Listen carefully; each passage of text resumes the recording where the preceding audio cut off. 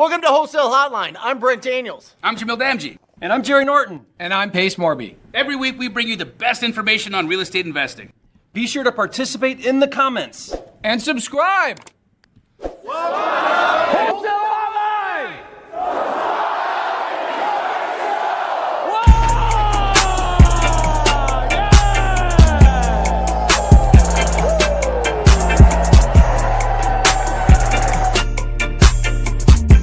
That was the craziest thing ever. Jamil and I had 2,000 people at Squat Up Summit in that room. It was a 3,000 person event, but you had 2,000 people in that room that were all yelling that. It was so loud, it hurt my ears. It looks like Owners Club was just as crazy. Owners Club was crazy this week. I haven't even looked at my phone in 3-4 days. I've just been networking and hanging out. I've got so many crazy good things that happened this weekend with businesses, and there's just so many good, amazing opportunities in not just real estate, but in business in general right now, where most people are sleeping on the sidelines in real estate, and guys like you, guys like me are doubling down. How do you feel 2026? Do you feel good about 2026? I think rates are going to go down significantly. I think flips are going to be on like at an all-time high. I think if you're developing, if you own stuff, you're going to be refinancing. I think 2026 is going to be like on fire. What are your thoughts? Yeah, I mean, honestly, Pace, I really don't care because, you know, when you're off the sidelines and you're in the game, you make your own economy, you know, like it could be going to hell next year and you're going to make money. Pace is going to make money because what Pace does is he makes opportunities from what's given, you know? And I think, you know, it's fun to talk about and stuff. And I think you're right. Like, man, it'd be really cool if we had some things going our way. But if you guys are waiting, like, hey, maybe I should get in, but I need interest rates to come down, or I need the market to be a little better, or whatever. I think you're totally missing the point of how this works. You know, I'm over 20 years in since I started Pace full time. Over 20 years.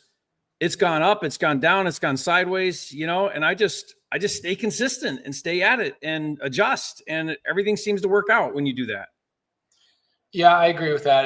It's tough to convince a new person of that. Sadly, they want to know, tell me exactly what I should be doing. And is the water too cold? Is the water too warm? You know, what's going on? I think it's kind of a pump fake that they give themselves of is now a good time to buy. Here's the reality of real estate, guys. Real estate is an everlasting and also ever-changing animal. And you don't go hog wild on flips your whole life. Like nobody would ever say, I'm a fix and flipper full time. You usually will go and do a lot more fix and flips than you're normally doing because maybe interest rates are going down. You're going to double down on your flips. If interest rates are going up, you're going to slow down on your flips. You might start doing a little bit more Subto, seller finance, holding. But the beautiful thing is wholesaling is something that has always been around and will always be around. There's always somebody going into foreclosure. There's always somebody going to divorce. There's always somebody getting challenged with a hard time, what have you. But you're pivoting strategies. And real estate is one of these things where the strategies are, again, so plentiful that really is a question. It's not, should I be doing real estate? It's, how should I be doing real estate? How should I be doing it? Yeah. One of the things I'm talking about right now, Pace, like for flippers, and this applies to wholesalers too, because they take deals to flippers, is you need to be paying a whole lot closer attention to actives, not just solds when you're looking at value, because actives are going to tell you, and when I say actives, I mean inventory and days on market. So the way I'm looking at things now, when I comp a deal, it's like, okay, well, if I were to bring this deal to market and compare it to everything else out there, if I was comparable, then am I going to sit like they're sitting? And what do I need to be at for it to move in 30 days or less? So I have like this strategy of like, I want to price this so that when I come on the market with the other dozen homes just like it in the same neighborhood, why would mine sell over theirs? What do I do to stand out? Price is a big one. You know, how do I price it so that I move quickly? And solds are good. We always look at solds. That's historical data, but I'm way more concerned about what's sitting on the market, not selling, than I am about what sold 4 or 5 months ago. Yeah, I agree with that. You know, it's interesting. Evan Van Dusen says it's been difficult finding deals lately. I am blown away by that comment, and I'll tell you why. I don't know how that can be the case. It's physically impossible to be the case. Here, let's do a little bit of research on this. And I want to educate the audience of what's going on in the marketplace right now. Okay. So if we go to, let's do a little screen share. I like hanging out with Jerry sometimes just by myself because I don't feel like I have to entertain 4 people. I can just entertain Jerry. It'll be good. I'm easily entertained too, Pace. So yeah, he's easy. So let's go to where we're going to go right now is we're going to go to the USA debt clock. Okay. You guys have all been to the debtclock.org. Okay. Now, why is this such a cool freaking calculator? Well, if I remove the comment, you'll see down here that you can actually look at home sales right here in the down in the middle. Click on home sales. Let's let it populate for a second. We have not had a slower year. Check it out. Look at all the years prior. So existing home sales annual rate. So 2024 and 2025 is actually slower than 2024. 24 was the slowest year on record in almost 30 years. And why does that matter to us as real estate investors? These are retail sales, meaning homeowners that are hiring real estate agents, buying houses on the MLS. Okay. We have not had a slower year in 30 years. Okay. Literally, it is 25-30% slower than it was 4 years ago in 2020 and 2021 for obvious reasons because of the interest rates. Okay. So what does this mean for people that are in wholesale or off market real estate? Real estate agents can't sell houses right now. So all you have to do, Jerry, do you have a prop wire filter that's like long days on market or anything like that? I think we can do days on market. I'll have to check. Okay, pull that up while I chat. So okay. Deal Sauce, another software that I use, Deal Sauce will be able to pull long days on market, meaning I will look at the days on market in my area. Okay, so let's just Google, whoever said that a little bit slow, who said that a bit earlier, I can't remember his name. Okay, Evan Danusen 9573. When y'all are making your YouTube names, are you not paying attention? Is YouTube suggesting these names for you? Okay, so let's go to Arizona average or Phoenix, Arizona average days on market. I think it's probably in the 60s. I'm going to assume. Okay, average days on market right now, it is 70 days on market. Okay.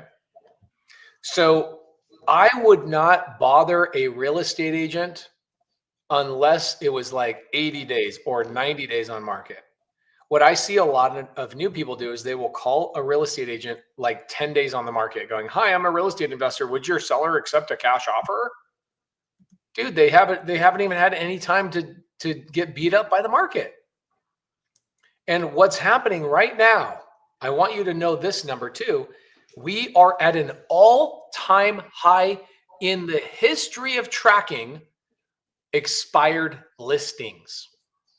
All-time high. It's never been higher, even worse than in 2008, worse than anywhere else. Expired listings are at an all-time high right now, which means never in history have more homeowners fired their real estate agent for not being able to sell their house for 6 months. It's physically impossible for you not to get a deal. Physically impossible unless you wake up in the morning and go, "I'm going to try and not do a deal today." In fact, Pace, by the way, we do have a filter for days on market. But honestly, if you're calling agents on listed properties, you've already missed the boat. I mean, honestly, what you need to be doing is you need to be calling all agents in your market. And instead of calling something listed, you call and you say, "Hey, I'm looking to buy a property." And when you sit down with a seller on a listing appointment and it's in original condition or needs work, then I'm a cash buyer. I'd like to present a cash offer to your seller. And that way you don't have to go on market. You don't have to deal with showings, appraisals, inspections, none of that nonsense. You don't have to deal with another buyer's agent because I'll let you dual represent it. And you just bring me those leads. We'll put an offer in front of that seller. We'll see if we can get the deal done. You do that every single day. You're doing deals every month and they're all off market. It's the agents that are bird dogging for you now.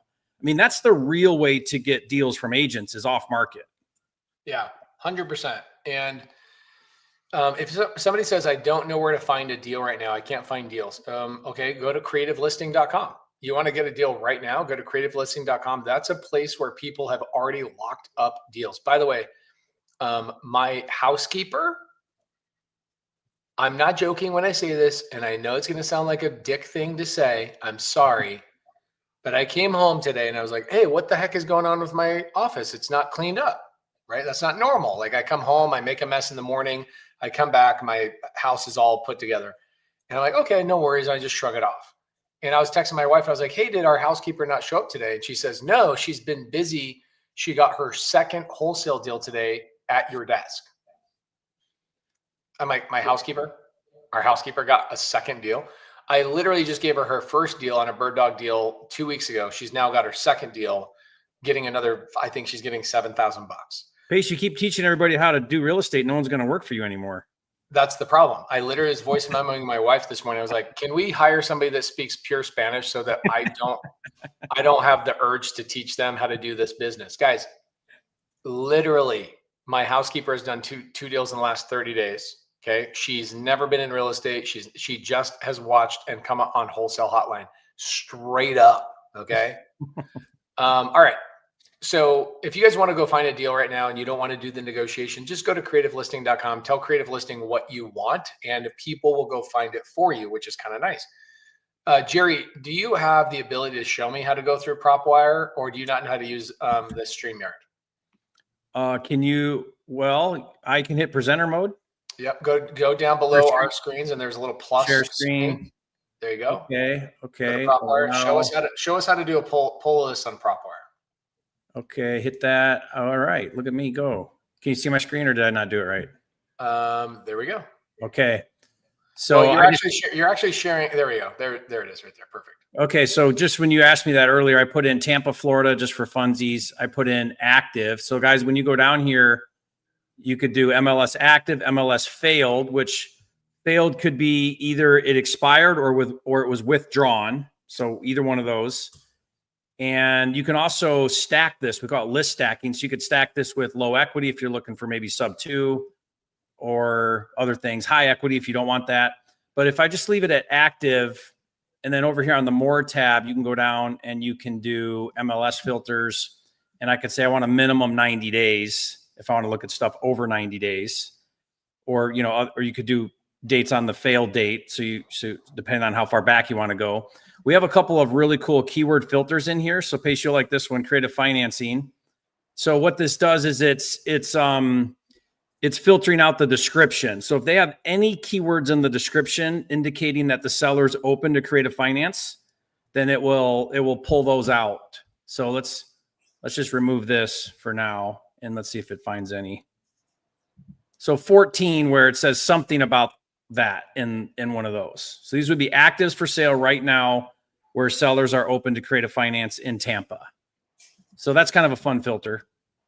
And then we also have these other two. Investor owned is mostly keywords that are indicating like buy and hold. So it would say things like tenant occupied or cash flow, great rental, whatever, anything that would be sort of like something you'd want to buy and hold. And then the motivated seller is anything that would be distress, like, must sell or fixer upper, any of those kind of keywords. So that allows you to sort of, hone in on different things you're looking for. And that's just under the MLS. Now, one thing that's cool here too, real quickly, I'll show you. If you pull up by the way, over here in the records, it'll show you all the filters each one of these listings hit.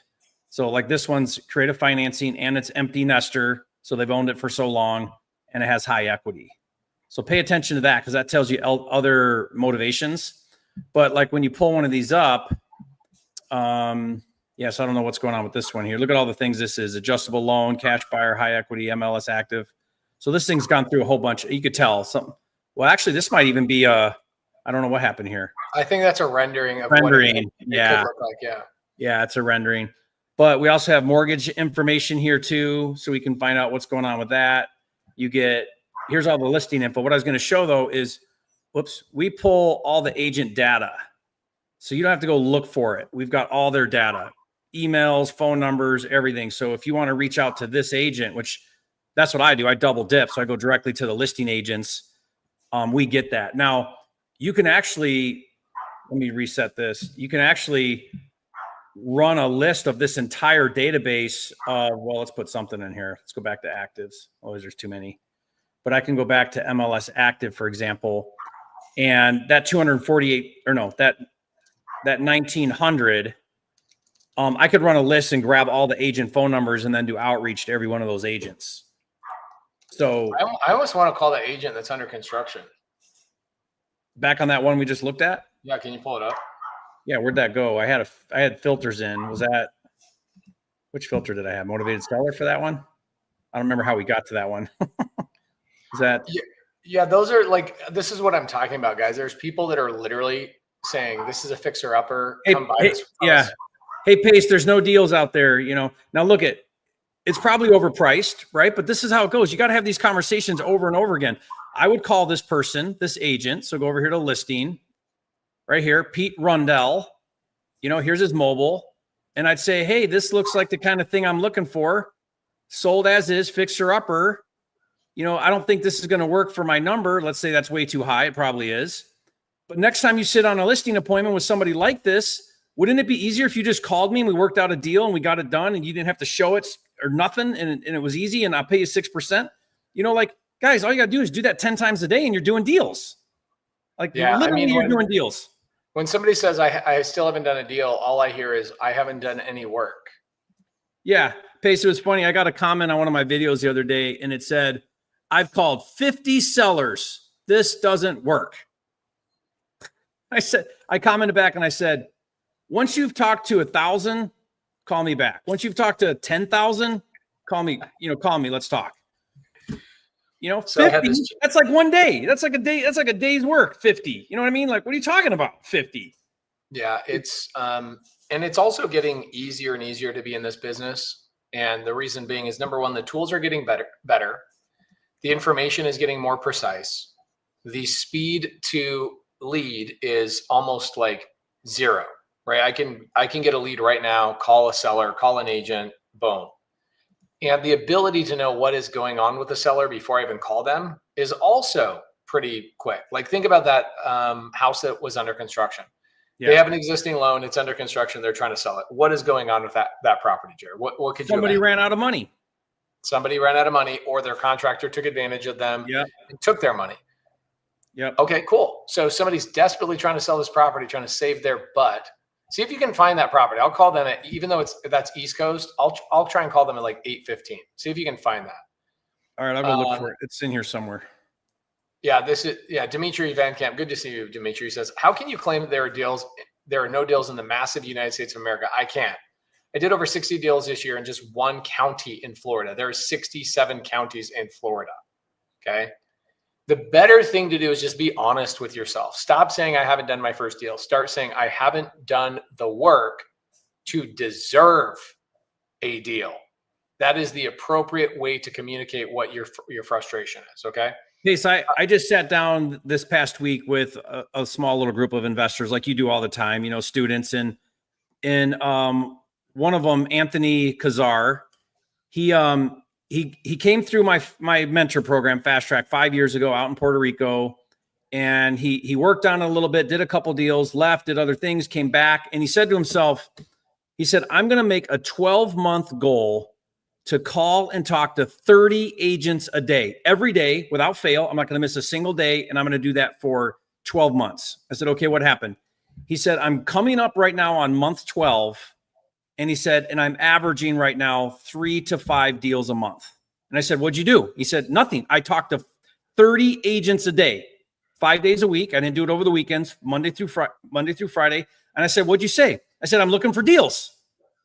I said, that's it? He said, yeah, that's it. And then, I'd start following up and people would start reaching back out to me with stuff 4 months that somebody I talked to 4 months ago. And he's in Jersey. And I said, have you even tapped the market? Like, are there more agents you could talk to? He's like, I got a database of 1,000 more agents I haven't even talked to yet that are going to, so I've got more room to grow this. And all he did, Pace, was he literally talked to 30 agents a day and said, hey, do you have any deals? Next time you sit down on a distressed property, can you think of me? That's it. That's all he did. So where's the big challenge? Here's the big challenge. Actually, one of my good friends, Sahil Bloom. Do you know who Sahil Bloom is? Yes. Okay, so he's an author. He wrote an amazing book. Let me see if Mhm. I can pull him up. He wrote a post today, or the last couple of days, and it was basically talking about uncertainty and like why people have a really hard time in life is basically because they have zero tolerance for uncertainty, like literally zero tolerance for uncertainty. And for Meaning people, meaning if it's not 100% proven fact, I'm not going to put in any effort. correct. It's why somebody is willing to go to a paycheck that barely covers their bill because at least I'm certain I'm going to get a check that I can barely survive on. Yeah, but Pace, the certainty's for 1 week at a time. I mean, there's no certainty you're there they don't fire you next week.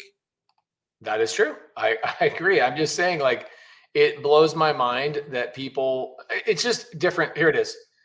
Tolerance for uncertainty. This is it right here. Let me pull this up. Sorry, guys. I just want to show you guys this. This is too good. This is my buddy. I'm so proud to be a new friend of his. Underrated life lesson. Tolerance for uncertainty is the most valuable human trait. The greatest rewards in life go to those who can show up every single day, even when the rewards are uncertain. The ones who can tolerate the most uncertainty is who will eventually win. So what ends up happening is you get so many people. I should bring Sahil on Wholesale Hotline. He has nothing to do with real estate, but wrote a New York Times bestseller just last year, crushing it, doing so great. And he basically just talks about the different types of wealth, right? Family. I'd say that Jerry is the richest man I know. I told him, I remember standing in my driveway in Montana. I said, Jerry, you are a billionaire in your house, a billionaire. In family, yeah. not in finance. Yeah, right. In So life. I'm like, so anyway, there's different types of wealth, right? So Yeah. anyway, Sahil Bloom talking about this is powerful because what happens is people that go to a 9-to-5 job, right? Something that really fits most people. They are convinced, stick around because you know your job's going to be here in a couple of weeks, in a couple of months, and a couple of this, and then you get comfortable in the certainty. And then when you go, man, I want more for myself. I know I'm built for more. Well, guess what that requires? It requires uncertainty and saying, how many days do I have to call? How many things do I have to learn before I get a massive big paycheck to see it? And everybody knows it's as simple as that. How long can you go on the new avenue without getting a paycheck and survive? And people go, well, I'm going to quit my job and go full-time in real estate. Please don't. Please do not do that. How about just get off your job at 5 o'clock and make an hour calls before you have dinner? That's it. Or better yet, I just did an interview with somebody on my YouTube channel and I gave him a challenge. I met him in LA and he says, I still haven't done a deal. I said, okay, add the word yet. And I said, what have you done? And he goes, if I'm going to be honest, I'm like, yeah, otherwise, like, why are we even having this conversation? He says, here it is. Actually, I'll share with you guys. This is great. We talk about 1,000 other things besides this in this video, so I'm sorry for those. There's the YouTube video right there in the side chat. I just popped it in there. So the YouTube video that I did is with him talking about how I did a challenge. I met him in LA and I said, hey, it's right here. Door knocking pre-form. Well, thanks for coming. Okay. And we basically talked about how he met me in LA, says he hasn't done a deal yet. Sorry. Bless you. Says, I haven't done a deal yet. And I said, I can guarantee you that if you knock 100 doors, I said, I'll do this deal with anybody else. If you knock if you knock 100 doors and you still can't get a contract, I will personally give you $10,000. And he says, is this the first time you've done this? I go, no, I've done this all the time. Nobody's ever taken me up on the offer. Or they do it and they stop knocking. So I'm like guaranteed to win. Okay. Why? Because 99% of people won't even take me up on the challenge. And the other 1% of people that if they actually go knock, they're going to get a deal. Guaranteed. What does he owe you if he doesn't? Nothing. Right. It's like a no. How's he lose? If he doesn't get a deal. Oh, how does he lose? He already doesn't lost. get a deal. Yeah. Guys, let me remind you something. If you haven't got a deal, you are currently failing right now. Yeah. So when people go, I'm afraid of failure. What? You are? You don't act like it because you're failing right now. What if you were as afraid of failure as I'm afraid of failure? Like, oh, hold on. I think the description of afraid of failure is incorrect. I am afraid of failure. Jerry is afraid of failure. That is why we take action, because we are actually afraid of failure. You guys are afraid of uncertainty. Let's get over the BS. You have your belief system, your BS is incorrect. You are not afraid of failure. Otherwise, you would be taking so much freaking action that your actions would show me, oh, bro, you must be afraid to fail because you're taking so much action. Makes no sense. You are not afraid of failure. You are afraid of uncertainty. You know what I was taught by a mentor really early on when I got started was side hustle until you can replace your current income. So sit down, figure out what your current income is. And let's say it's $60,000. Do your 9 to 5. Don't quit your job. Side hustle from 6 to midnight. Once you've got $60,000, now put that in a dedicated account. That's your 12-month salary now. Now go full-time. It doesn't matter if you make $1 million or not. You only live on that $60,000 salary for the next year. Give yourself a raise. Do it again. Pre-fund your next year. In fact, this is a great strategy. Let's say you want to increase your marketing budget, $5,000 a month. Well, go make the money now. Build out your 12-month runway. Set that aside. Now you don't got to worry about it. You want to hire a new employee and you're worried about it. How am I going to pay for them? Figure out what their salary is.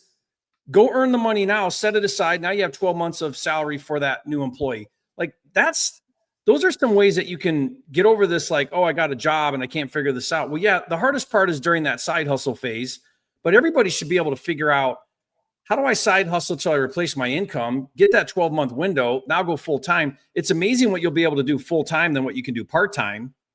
You know, like for me, when I finally did that, it was only like $25,000 pace that I needed to go full-time. Like per year? And for the whole year. Yeah. 25 grand a year was what I was living on 20 years ago. Yeah. 20. Yeah. It was minimum wage. It was nothing. It was underground construction, digging holes. And you were married? Yeah. That's why I had to do something. Like 25 grand? Yep. Wow. Yeah. But we were living, like, I was in a rat infested apartment. I mean, it was not, I told Anne-Marie, I said, this ain't the life for you and these small kids. Like, I got to figure something out. I got to try this because this ain't going to work for you. You know, you deserve better. So, you know, it took me about a year part-time in it. I saved up $25,000 doing a deal here and there. And then I went full-time. My first month full-time, I did 5 wholesale deals and made $52,000 because I'd gotten through the hump of how to transact. And then it was like full-time dedication, everything I've got into it. And then I just ran, you know, like I never looked back since. But like all these people are like, you know, they're half-hearted. They're doing it half-hearted. Their heart's not in it. You know, they come, they go, they get on the phones, they look for a deal a little bit, then they go 3 or 4 days or a week, and then they don't do anything. And you know what I mean? Like, commit, just commit to the process, stick with it, be consistent, and it'll start to happen. It's just boring. That's all. It's boring. It is boring. And people are in this entertainment world where they just want to be entertained all the time. They want to be entertained. If, for example, I'll give you a really good example.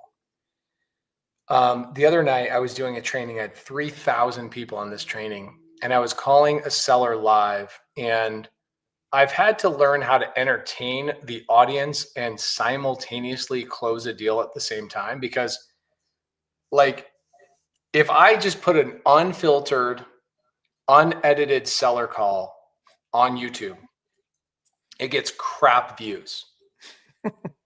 If I edit it and make it entertaining and funny with little cuts and this and that, then it gets a crap ton of views.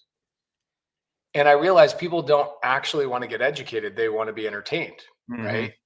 And this is what politics is all about. This is what the politicians have figured out about 99% of the population, is they're like, these freaking people don't want to be like, they don't want a better life. They just want to be entertained and forget about their life. And so let's just give them a circus all the time. Let's give them sports. Like, You know you know what I love about you? You are a pretty masculine dude, but you're not a big sports guy. Like you're not sitting around watching sports, and you're at an age where and you have enough money that you could sit around and do anything you want to do and relax.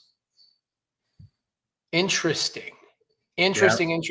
Yeah. So people want to be entertained. They don't want to be educated. Cool. So if I go do a seller call, I've learned that I have to, this is what I simultaneously do. I have my portion right here of my face calling the seller. And then I have a whiteboard that I'm drawing my play-by-play the whole time. Okay. I am not joking you. My retention was 110%. Anybody that came into that Zoom did not want to leave because I was entertaining them with notes the entire Zoom session. Like, he's about to say this, watch me close him here. And I'm basically like narrating my seller call, which I've never done before. But I'm constantly trying to figure out how do I entertain people? When the reality is the business is not that entertaining. The real thing is you sit down in front of your computer in your underwear, maybe not even in your underwear, and you're wearing Crocs probably, and you're going to PropWire and you're pulling a list, you're loading the list and you're making 30 calls for an hour and a half to 2 hours. And then you go, all right, I'm going to take a break and go out into the yard and do something else and then come back and do it again. That's what the business is. And people don't want that. They want to be entertained. Well, it's upsetting when somebody, and then what they do is they make comments on YouTube channel like, it's not that easy, Pace. You make it look so easy. I'm like, I have to make it look easy or else you literally stand no chance to take action. I have to convince you it's so effing easy that you will at least try for your first call. And you just won't. Okay. Art says that was not entertainment. It was so educational. Yes, that is correct. Art, he said it was really good. It was one of the best calls I've ever made, actually. So Jerry, when you were starting out in the business, were there days, years that you were just hunkered down in like an office making calls every day? Like, what did that look like? Yeah, it was just showing up, doing the same thing again, boring. You know, the thing for me that overcomes the boring part of it is, you know, when you're transacting a lot, it just keeps everything always exciting because there's always a new challenge, you know? So like I thrive on that but the process is boring.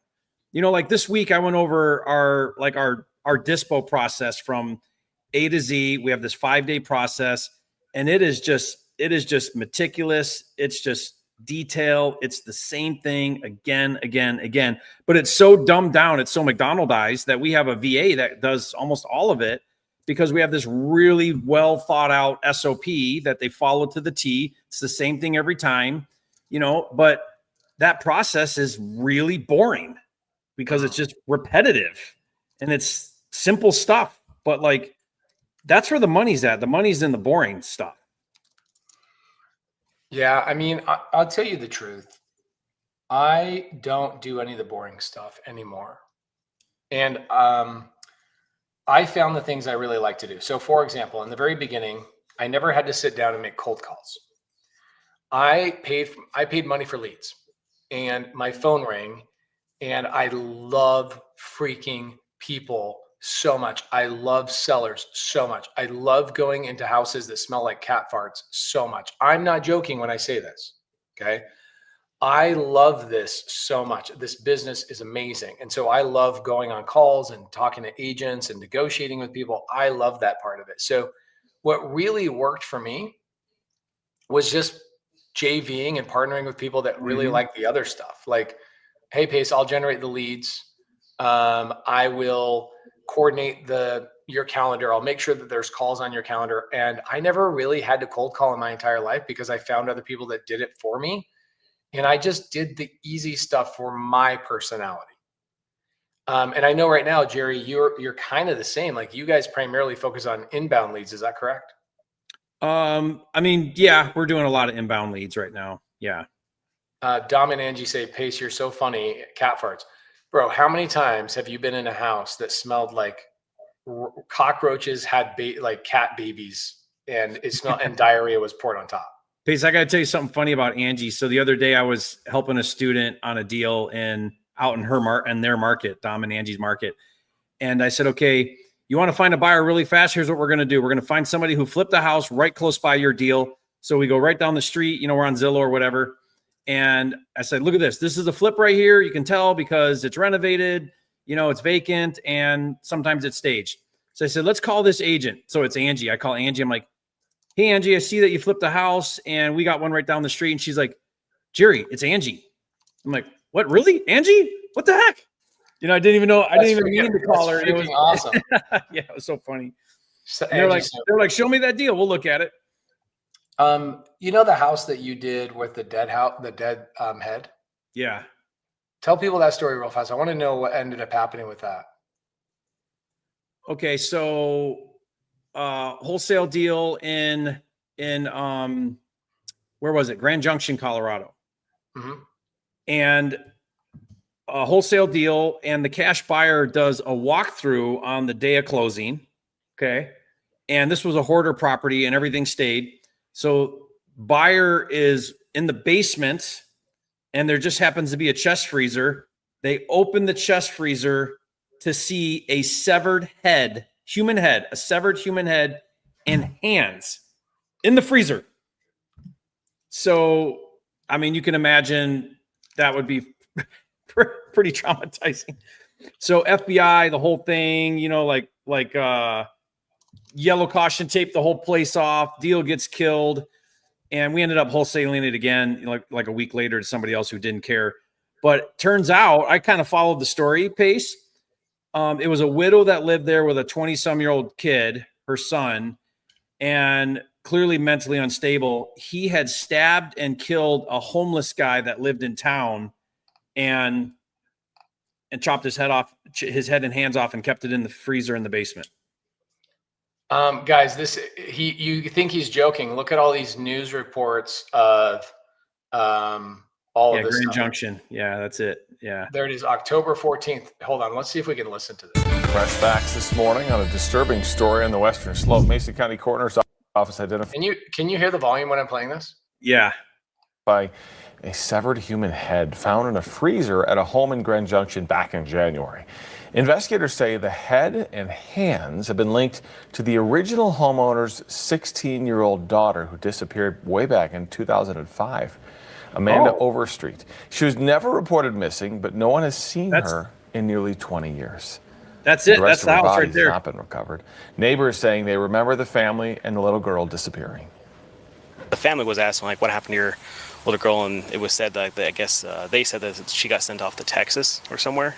So that was, no one else thought of what happened after that. We seen her like 2005 the last time. Matter of fact, we noted that she was dressed very, almost like an old lady. So far, no arrests have been made. Okay, so that may not be the final story. Maybe it is. Because I followed it and I thought it was the 20-year-old son had killed a homeless guy, but maybe it's a different story. I don't know. That is the house though, right? Yeah, that's the house. Yeah, that's definitely the house. Okay, so did you not walk the property beforehand? This is the point to wholesaling. Jerry, no, I never saw the house once. Yeah. Why? I thought in order to wholesale, I have to be in the market and I have to be like walk these houses and see them. I never see the house. I'm on a farm in the middle of Tennessee. I never see the house. I sent Jerry a text message after this happened. I said, you need to do a YouTube video and the title needs to say how to get ahead in real estate. Oh my gosh. Yeah, I'm reading this all over. It says it's the same thing. It ended up being the daughter of the sellers. So who did it? I don't know. I bet you it's still going on right now. Yeah. Wow. Crazy. So this is the point, guys. You don't have to be anywhere near these houses. You don't have to be physically in the town that you're doing these deals. You have people all over the world doing these types of deals. It's crazy how simple this business actually is. In fact, you know what we should do next week? I would love to do a topic next Monday, Jerry. Me and you. It's probably going to be me, you, and Jamil. I would love to do a topic of how many activities of a certain thing I have to do before I get my first deal. So We pick one strategy, right? Calling agents. And we lay it out very specifically, KPIs, 45 minutes a day, outreach to this many agents for this many times. This is what's going to result. You'll know you're on track if you're at this level. Here's the relationships you're going to need. Go find those relationships to help you out and collaborate with you. And within 30 days, you haven't gotten a deal, or 60 days or 62 days, whatever it is, you haven't gotten a deal, then you know there's something wrong. But if you haven't even done X amount of days and X amount of calls, you cannot even ask another question, right? I think doing something very specific to people that are like, well, tell me exactly what to do. I think that would be massively beneficial. Yeah. I have an exact plan, exactly what to say, the whole thing. I mean, it's 5 steps and you just have to implement it, and it's easy. I mean, it's easy in that to do it. It's just hard to do it. It's easy. I don't know why it's hard. I guess it's hard to have people say no to you over and over again. I guess that's hard for people. It's not hard for you and me, because you and I did church missions. I went to Argentina, you went to Japan, and for 2 years straight, every single day, we knocked doors to sell Jesus. So when we came into real estate, I had problems, but talking to people and fear of rejection wasn't one of them. Yeah. In Korea, for a lot of people it is. Fear of rejection, I got over that in high school, like not being the best looking guy and not being the quarterback. Like I was naturally rejected by the girls that you normally want to date. I was used to that by the time I started knocking doors.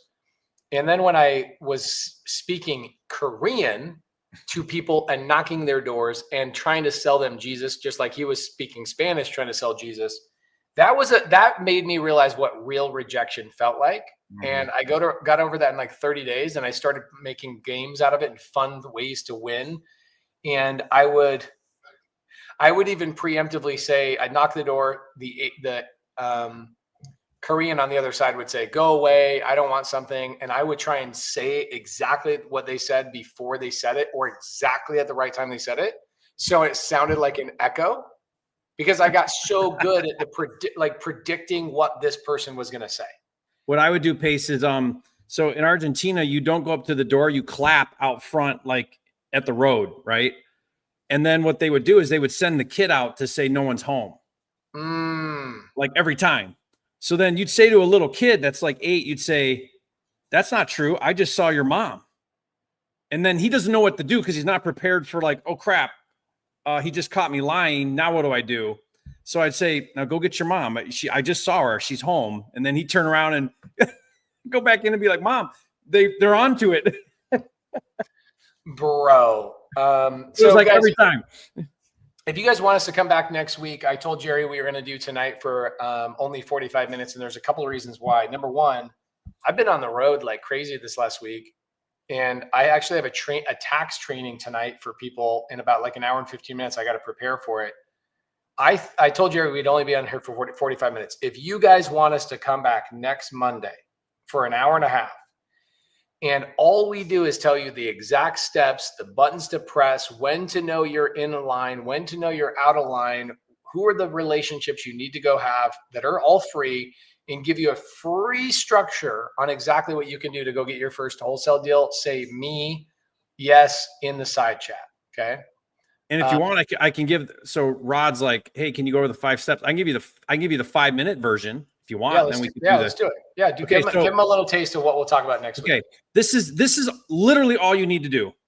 You got to get a list of agents. You can do that for free. You can download it on PropWire. You can go pull them off of Zillow. It's easy to find a list of agents. It's not hard. What if I give them next week all the entire nation of real estate agents and their phone numbers? How about that? Yeah. So make sure you got a market, pick your market, get a list of agents, and then you're going to text every agent. And here's what you're going to text them. You're going to say, I'm in the area and I'm looking to buy a home. Can you help me? Please call. Now, you don't say investment. You don't say cash buyer. You don't say any of that, because you want them thinking you're retail and they're about to pick up a buyer's agent, a buyer as a buyer's agent. Right now, you don't outbound them. You don't call them. And by the way, I learned this from Hugh Boy, and Hugh might even be he does 10 deals a month with agents. And then you're going to make them call you, because when they call you, You're not catching them in the store, picking up their kid at school. They're not annoyed that you're outbounding them. They're calling you. So now they're going to be in a place where they're willing to talk to you. Then when they call you, what you're going to say is you're going to say, look, I'm looking for homes that are in original condition or need a lot of work. And we're cash. And me and my investor, your cash buyers, me and my investor are really looking for a deal by the end of the month or the end of the year or whatever. Like, we're really looking for a deal right now. Do you have anything? So this is now on the phone. So now you're telling them you're an investor. You're looking for something that needs work. Do you have anything? And then you're going to say to them, we're having a really hard time buying stuff on the MLS right now. So I'm not really looking for that. We watch that really closely. I'm looking for something off market. Do you know of anything off market, not listed? And then you're also going to say, what about anybody in your office? You know of anything in your office? I'm sure you guys network in the office. Does anybody else in your office have anything that fits that description? And then they're going to say yes or no. And then you're going to say to them, you're going to say, look, when you sit down on a listing appointment and it's clearly a distressed property or a distressed situation, would you tell that seller that you have someone that could present to them an all cash offer? And then let me know. I'll come in with that cash offer. We'll pay you both sides of the commission, or the seller, whatever. We'll make sure you get paid. And so now you're training them on basically, do you have anything right now? A lot of agents do, or they know of something in the office that's getting kicked around or whatever. And you're prepping them for their next listing appointment and how to work with you. Okay, now, and then you're going to follow up them after you hang up the phone. You're going to send another text, and the text is, here's my information. Save my number as Jerry Cash Buyer. That's what you're prompting them to do. What Hugh does, he says, hey, also friend me on Facebook. So he sends them his Facebook. Now, his Facebook is very strategic. Your guys' Facebook, don't send them that garbage, or they're going to be like, you're a freaking weirdo because you got goofball stuff on your Facebook page, but act like an adult and a business owner and make your Facebook look really good. And then he friends up with them on Facebook too. Agents like that. They're always looking to grow their Facebook page, and they're being reinforced by you because now they're friends with you. Okay. Then in 10 days, you text that agent back and you say, hey, remember me? We spoke a week or so ago. I'm still looking for deals. You got anything? Then you do that again in 10 days, and you start doing that once a week or every 10 days or so. And now you build two lists. You build your new agents that you're texting and starting conversations with. You're going to follow up now because you're going to start building a pipeline. You can get fancy software that does all this, or you can just run a Google sheet in the beginning until you're doing deals, then invest in automation, right? Like, just take it one step at a time. If you do that every single day and you're talking to a minimum of 10 agents, I think if you can get up to 20 or 30, it takes a couple hours to do what I just described, takes a couple hours. But if you do that every single day, 5 days a week, you're going to be doing 3 to 5 deals a month in no time. I promise you, because pretty soon those agents are going to start calling you with off-market leads, and you're going to make your offer and you're going to start getting deals. Here's the challenge. Okay. People that are brand new, you will struggle because the energy of calling will be just like working out. You have to develop a muscle. So for example, this last thing I'll say, and we'll bounce for the day, guys, we'll be back next week. On next Monday, we'll break this all down a little bit more in depth, but I've never been a big workout person. I love to run, so it's easy for me. I don't have to think about it. I don't have to think about running. It's like, okay, just you have an hour, cool, go run 5 miles. And I'll usually run 5 miles 3 times a week. It's really easy for me. But about a year and a half ago, I'm going to tell you the truth. 3 years ago, I told myself I was going to go put 25 pounds of muscle on over the course of a couple of years, and I was going to start bulking up. In fact, it was actually Jerry that kind of inspired me. At the time, he was doing a ton of kettlebell raises, and he was doing a whole bunch of stuff that was cool. And he inspired me. Guess what? That's what happens when you hang out with the right people. Okay. Well, I lied to myself for a year and a half. I did nothing. I worked out here and there. I got a little bit of, I watched a lot of workout training videos on YouTube. I even bought a $4,000 coaching thing, and I did nothing with it. And I should have known better, right? Because I'm the community guy. I should have known better. And so what I did is I joined a group that cost money, and I got around people that gave me a daily activity that we did together. And on the first day, the guy, his name was Benjamin, he says, he's having me work out some really light weights. I go, bro, I know I'm a sissy, but I'm not a sissy. Put some weight on here. And he says, Pace, I'm not trying to build muscle for you for the first 30 days. I'm trying to build a habit. And he goes, I want to create a mechanism that your muscles crave doing this. If I give you too much weight, you're going to be too sore, which then makes it so you complain for the next 4 days that you can't even walk up the stairs. So you'll skip the gym for 4 days. And guess what? For those 4 days, you will not develop a habit. In fact, the habit will be that you'll work out one day really hard, and then for 4 days you don't work out again. And even on the 5th day, it's so hard to build momentum back and do it again, just to like go heavy one more time. And he says, I'm just going to build a habit for you. Their first 30 days is just building a habit.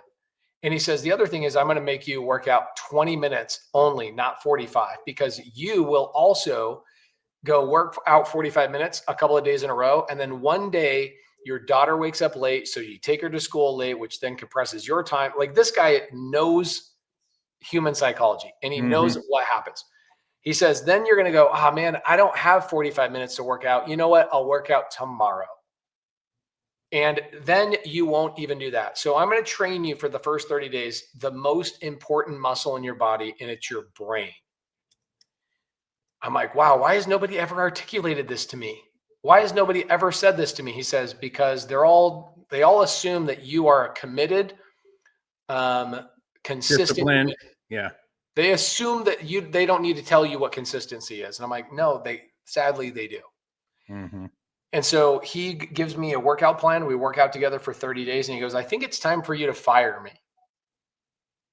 And I said, why? And he goes, because I think you've got the muscle. You are craving working out. Your body, you ever work out so well for like a month, Jerry, that you skip one day and your whole day is ruined because you didn't work out? Yeah, because you're addicted to the endorphins. Yeah. There you go. And so I got that. And now, next thing you know, a year later, people notice, like, hey, Pace, you're filling your shirt out. Hey, I see your arms are growing a little bit bigger. I'm like, whoa, wow. Well, you didn't see the lying I told myself for a year and a half of not making the cold calls and not calling the agents and not doing the thing. You didn't know that I finally had to hire somebody to be around my physical proximity.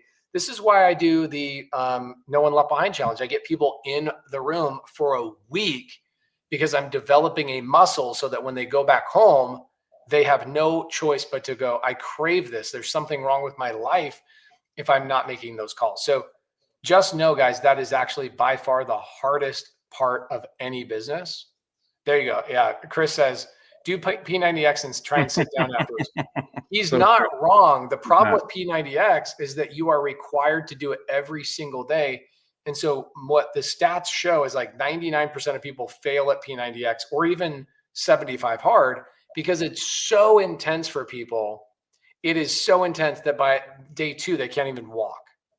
And so then they break out of that habit. It should be small and steady in the beginning.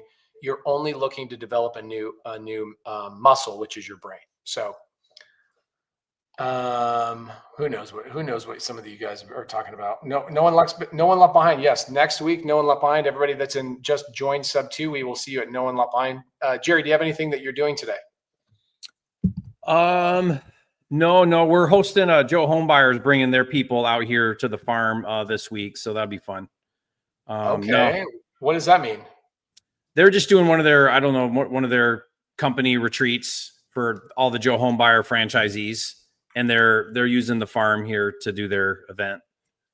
Interesting. Yeah, it's be kind of fun. Is this a thing that like anybody can do? They can just start like using your stuff? Yeah. I mean, we're having you guys do a big thing here at Thanksgiving. That is true. We're going to fill that farm up, 40 acres. We're going to fill it up. Speaking of which, guys, I have Creative Nation Tour. I'm going to be on the road for 122 days, meeting all of you guys in person. Go to creativenationtour.com. I'm visiting 109 cities in 122 days. It's going to be the most wild thing I've ever done. And I'm going out there to help you guys meet my Subto leaders and help you join teams for at least 90 minutes to give you a little taste of action and meet people in your local area. creativenationtour.com. The only thing you have to spend money on is probably some tacos, because we'll have a taco truck after the meetup. So creativenationtour.com. I start in Hawaii, go to Alaska, then Oklahoma, Chicago, Fargo, North Dakota. I go everywhere. And I end up in even 3 provinces in Canada, believe it or not. It's going to be a lot of fun. So even Puerto Rico. We're going to do Puerto Rico. Yes, we are doing Puerto Rico, and we're also doing Knoxville, Tennessee with Jerry. Jerry's going to be at least 2 locations. He might even be at the Miami location with me. I might even convince him to come to OC Retreat. Jerry, you're the freaking best. I appreciate you, brother. Love you, Pace. Thanks Love for all you you too. do. Tell your family we love them, but I text you about 14 times every single day. So I probably could just tell them myself. We FaceTimed with the kids. It was so cute. Your girls with my kids. Anyway, we love you guys. Love you too, brother. Jerry, I'm gonna get sealed. You know what? Did you know I'm not sealed to Laura in the temple? You're not. I did not know that. Next year we're gonna get sealed in the temple. I look forward to having you there. Maybe we'll do it in the Tennessee temple. I would not miss that for the world. It'd be cool. And I'm not sealed to my kids either, so I gotta get that taken care of as well. So love you, brother. You're one of the few people on the planet that inspire me every single day. Guys out there in the YouTube land, we appreciate you. We'll be back Monday with a lot of tactics. We'll be here for an hour and a half with you guys. We'll see you next week for Wholesale Hotline. Appreciate you. See you guys. Later. Or just say squat up. So squat up and enjoy the show. Yeah. Yeah. Okay. 1, 2, 3. So squat up and enjoy the show.